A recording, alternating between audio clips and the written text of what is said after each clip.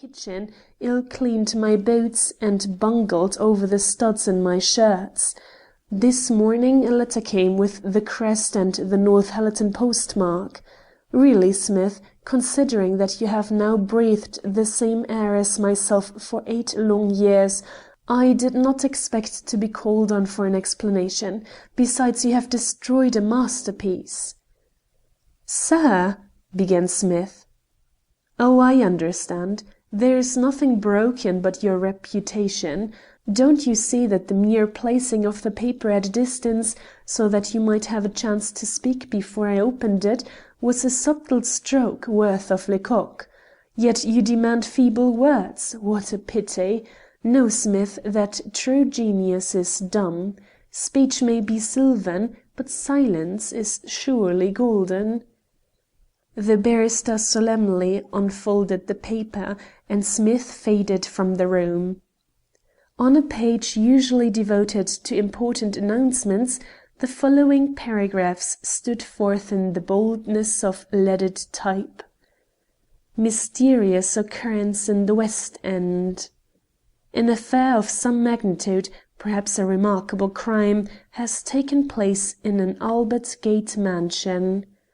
Owing to the reticence of the authorities, it is at present impossible to arrive at a definite conclusion as to the nature or extent of the incident, but it is quite certain that public interest will be much excited when details are forthcoming. All sorts of rumours attain credence in the locality, the murder of several prominent persons being not the least persistent of these. Without, however, giving currency to idle speculation, several authentic statements may be grouped into a connected form. Few weeks ago a party of Turkish gentlemen of high rank in Constantinople arrived in London and took up their abode in the house in question after some structural alterations, pointing at great security within and without, had been planned and executed. Attending these Turkish gentlemen, our officials, was a numerous suite of Moslem guards and servants, whilst immediately following their arrival came from Amsterdam some dozen noted experts in the diamond-cutting industry. These were lodged in a neighbouring private hotel, where they were extremely uncommunicative as to their business in London. They were employed during the day at the Albert Gate house. The presence in the mansion, both day and night, of a strong force of metropolitan police tended to excite local curiosity to an intense degree, but no clear conception of the business of the occupants was allowed to reach the public. Whatever it was that took place, the full particulars were not only well known to the authorities, the presence of the police hints even at governmental sanction, but matters proceeded on normal lines until yesterday morning.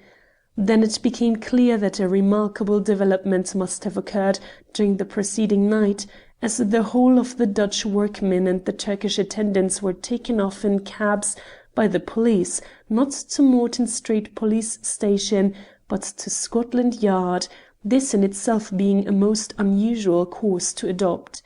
They are unquestionably detained in custody, but they have not yet been charged before a magistrate. The police later in the day carried off some of these men's personal belongings from both hotel and mansion. A sinister aspect was given to the foregoing mysterious proceedings by the presence at Albert Gate, early in the day, of 2 police sergeants, who were followed, about 12 o'clock, by Dr. Tennyson Coke, the greatest living authority on toxicology. Dr. Coke and the other medical gentlemen subsequently refused to impart the slightest information as to the reasons that led the police to seek their services, and the Scotland Yard authorities are adamant in the matter. The representative of a news agency was threatened with arrest for trespass when he endeavoured to gain admission to the Albert Gate house, and it is quite evident that the police are determined to prevent the facts from leaking out at present, if they can by any means accomplish their wishes. Brett read this interesting statement twice slowly. It fascinated him. Its very vagueness, its admissions of